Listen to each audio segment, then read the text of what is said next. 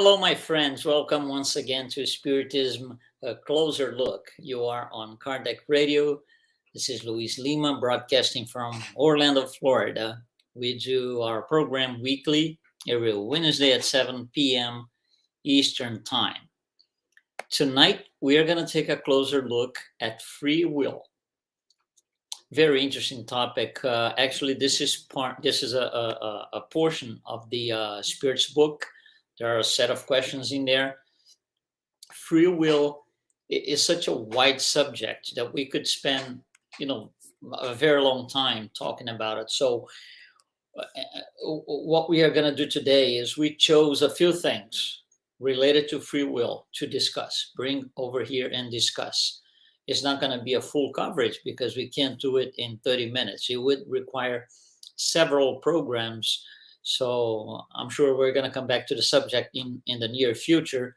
So tonight we are going to take this initial look at free will. So what is free will? That's the first question. If you go to the dictionary, if you go to the Webster's dictionary, it's a plain simple definition. There's two definitions for it. First is a voluntary choice or decision. So voluntary, you choose. Second definition, freedom of humans to make choices that are not determined by prior causes or by divine intervention. So it's our freedom to make our own choices. But you see, it's not about how good or how bad my choices are. It's just about my ability to make choices, to make these choices. And I do have that ability. So, how the ability is going to be used, how my choices are going to come out, that's a whole different story. We are discussing if we have or not free will. And we do. This is clearly stated in one of the questions in the Spirits book that we do have free will. Otherwise, if we didn't, we would be machines, robots with no power of make our own decisions. Now, free will, although we have it, it can be influenced by a few aspects and paradigms. For example, cultural environment. Okay, let's just say, for example, I'm here in the US, in Florida, and I dress in a certain way. I make my choices. I make tonight I want to wear this. Tomorrow I want to wear something else, jeans or whatever.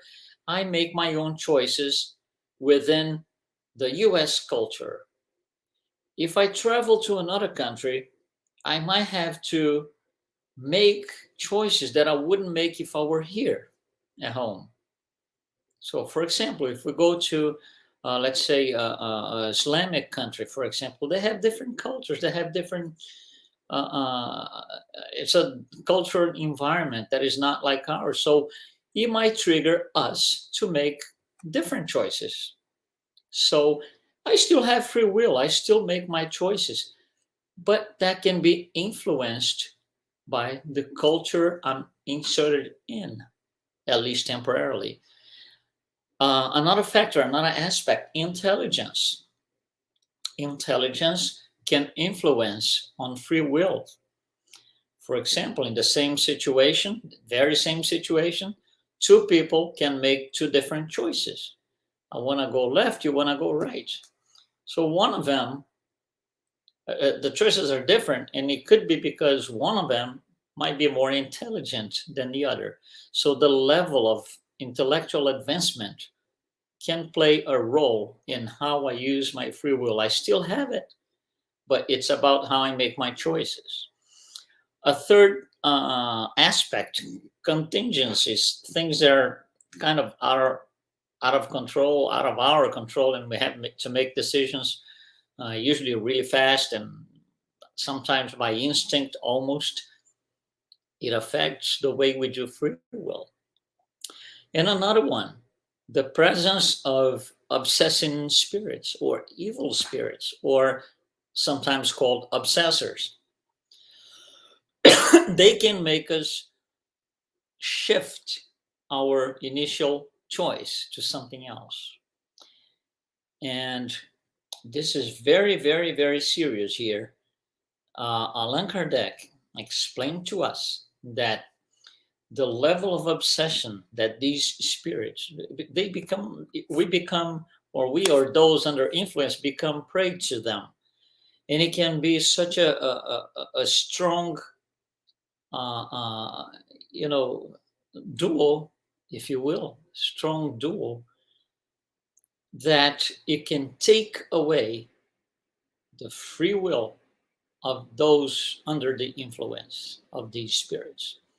It can just take away, to the point that, for example, we see situations where the spirit just says, just go to, climb or go to that bridge and just jump. And people will do that. Now they get into suicides and different things. It's not really what we want to discuss today, but they kind of lost, at least their perception is that they lost their free will. They are fully, they are just following what they're being told with no logical thinking anymore, no critical thinking anymore. So all these things, they can boost or inhibit free will, but they play a role. These influences are also subject to the level of advancement of the spirit, moral and intellectual advancement of the spirit. Just think about this. A highly evolved spirit, will not be predisposed to be influenced by the local culture where he or she lives. And certainly less likely to cede to obsessors. Highly evolved spirits will not allow for that. They will make use of their free will regardless if there are obsessors trying to get to him. On the other hand, less advanced spirits can fall for those things and go with the flow with the obsessors and can get carried away. So they kind of have their free will, at least for the moment, being challenged. So in the Spirits book, there's a interesting question. It's question 121, where Allan Kardec asks the spirits, why have some spirits followed the path of good, but others the path of evil? Which makes a lot of sense. It's a great question, by the way. And here's the answer. Don't they have free will? They answer with another question. Don't they have free will? And the answer continues. God does not create spirits evil from the start. So evil spirits is not a God thing. God does not create those. Continues. Those who are evil have become so through their own will. So you can make a choice to be an evil spirit if you want, or not. It's still a choice, still our choice. Now, all these choices, all this free will, all this thing, it comes with responsibility. It must come with responsibility. And there are two things to consider here. Making choices can be something completely individual. It just affects me, just myself, not nobody else. It's a choice that doesn't touch anybody else. But it could also be collective. My choices can affect other people around me. So our free will, our choices must carry responsibility within them. That's the law. That's part of the law. Not necessarily we are going to follow the law. That's a whole different story. But we should be aware of that. It has to carry responsibility. So, for example, think about collective responsibility. Here's an example. And we see this every day in our lives, anywhere in the world, no specific, no particular place. When people in power will make a choice for themselves, right? They actually make a choice for the entire group, community, whatever it is. So this spirit, he or she, bears that responsibility because it's a person, it's a spirit, incarnated spirit that is in power. And because of that, it will impact an entire group, an entire community, an entire city, state, country, whatever it is, the situation. So that's collective responsibility. So if that spirit, those in power, make bad choices, the price is very, very, very high because it's not only something against that goes against myself in the love debts and credits. So if I have, let's say, 200 people under my power, and I make a bad choice because I wanted to make something just for myself, I want to benefit myself from the position that I am on. So I make a choice that's going to benefit myself, but it's going to be a disaster for all those 200 people under me. That's a real bad choice. And we see this every day out there, every day. People in power making bad choices because they are benefiting, at least that's what they think. They are benefiting themselves and they don't care. So collective responsibility is something that we should have in mind when making decisions. When hardly ever, we make a decision that will not impact anybody else.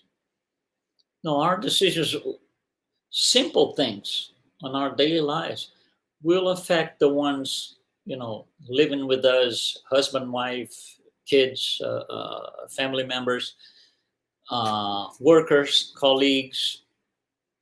Our choices might impact them, so we must be aware of that. So we have an incentive to make better choices. So, in talking about collective responsibilities, there's a question in the Spirit's book. And here's the question. I'm going to read it to you. Does the distortion of the intellectual faculties because of drunkenness excuse reprehensible acts? In other words, I go out to the bar, drink all that I can, come out drunk, drive the car, for example, back home, and cause an accident, and I hit and I kill 10 people. Am I excusable? That's the question. So here's the answer: no, because drunkards intentionally, look at that, intentionally, because it was a choice, intentionally deprive themselves of their reason in order to satisfy their crude passions. Instead of one wrong, they commit two. It's very simple. When you get to this point that you're so drunk that you can't drive, right? How did you get to that point? Was that your choice, or it was the bottle's choice, or maybe the bartender's choice? It's you.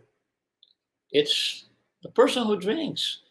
That's where the responsibility is on.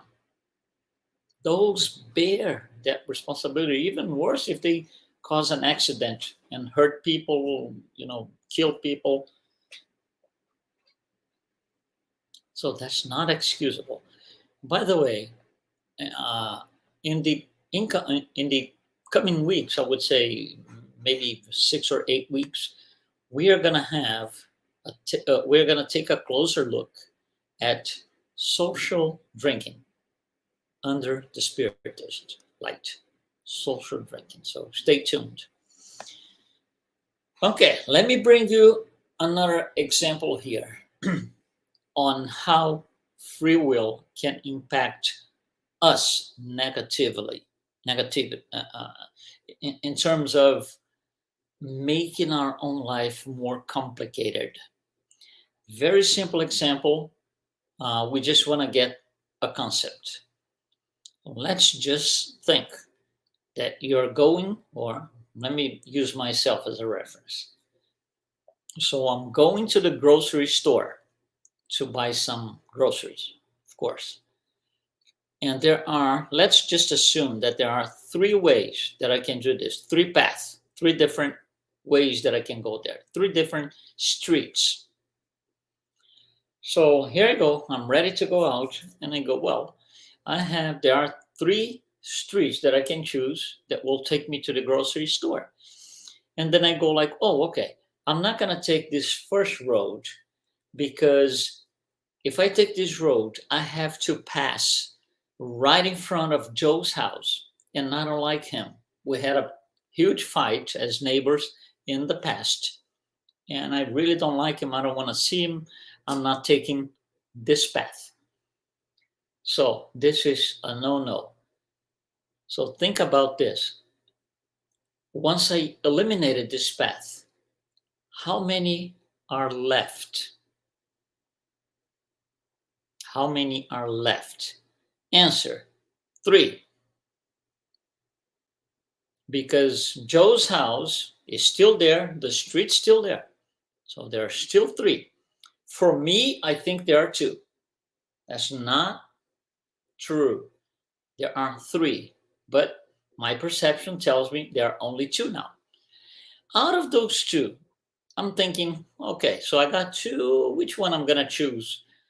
So I'm gonna say, well, this one here, I don't like to go in there because it's a noisy, crowded street, a lot of people talking, it just makes me, I don't want to go through that. I don't want to face that, a lot of people, a lot of noise. So I'm not going this way either. And I turn it down. So now I turned Joe's houses down, and I brought down also the noisy street. How many ways do I have to get to the grocery store? Answer, 3. My perception tells me 1. That's not true. 3. So you see, from now on then, every time I go to the grocery store, there's only one way. According to my perception, physically there are 3 ways, but from my perception there's only one way. I can't do anything. Unfortunately, I don't have my free will. I only have one path, one way to go. So you see, that's not true. It's a limitation that I imposed on myself based on my previous actions, that I fought with Joe, that I don't like, noisy streets. So our past actions can shape our perception of free will. So from now on, if you ask me how can I go from your house to the grocery store, and I will gladly say, oh, there's only one way. And that's not true. There are 3 ways. So now I'm down to my last choice. There's only one.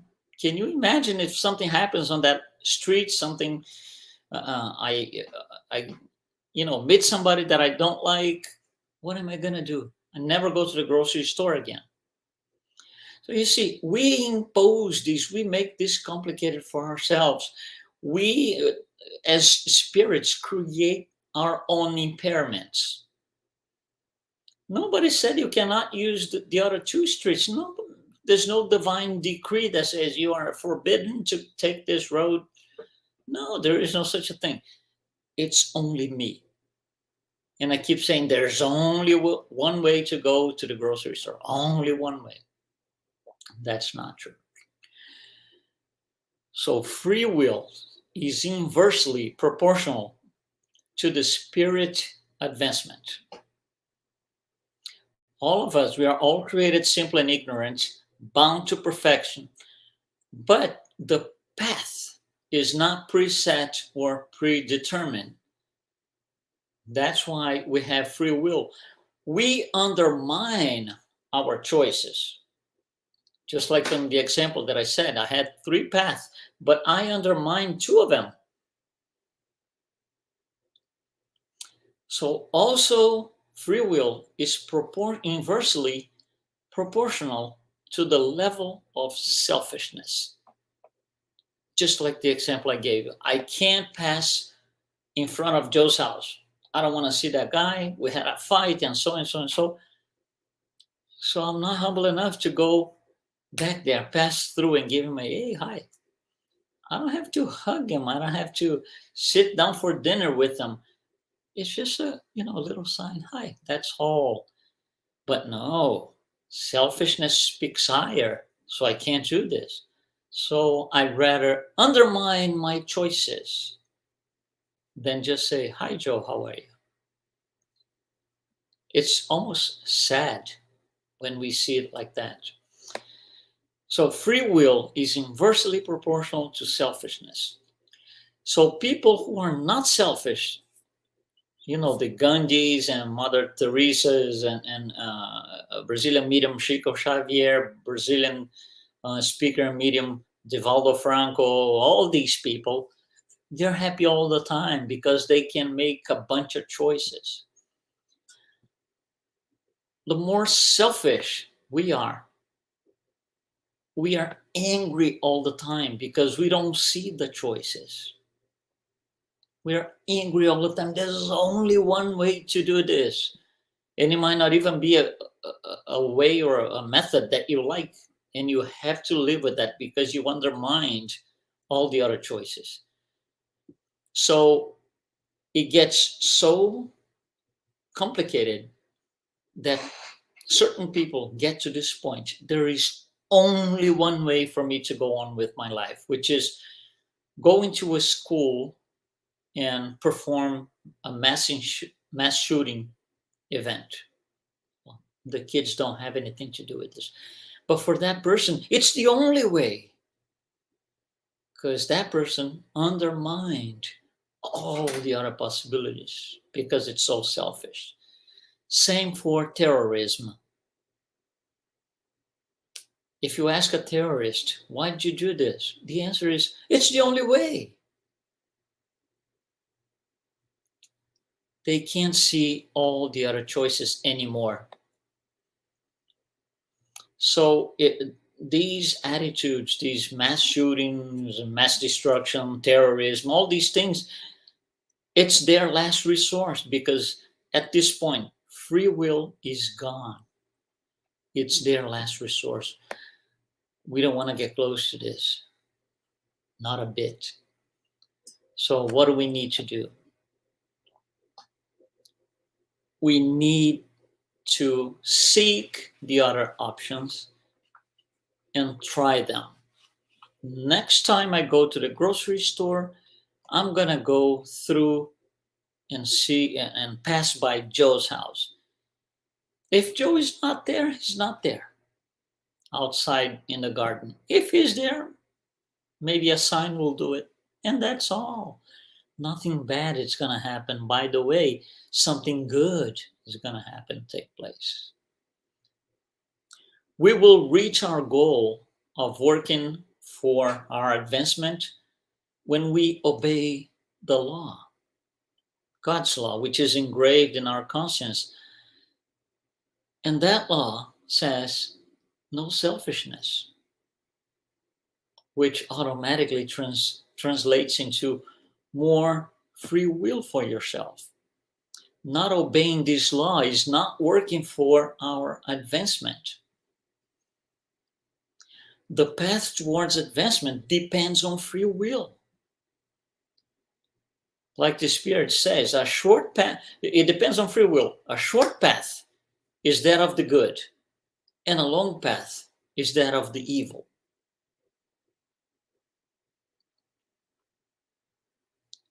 It's a lot to think about.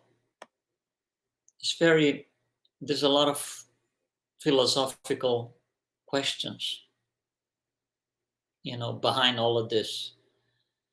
But we need to consider that our free will,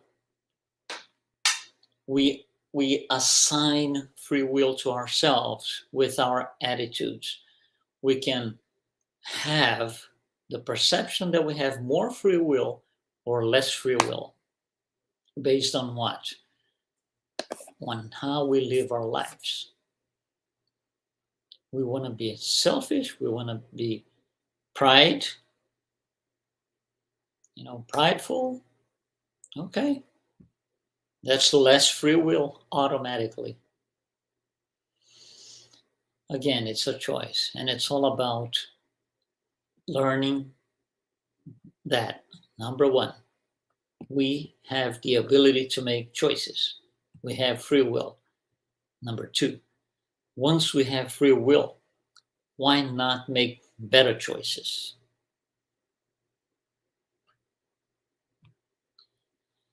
Thank you so much for joining us tonight on this quick talk about free will. We are going to be here next week, Wednesday, 7 p.m. Don't forget, Eastern Time.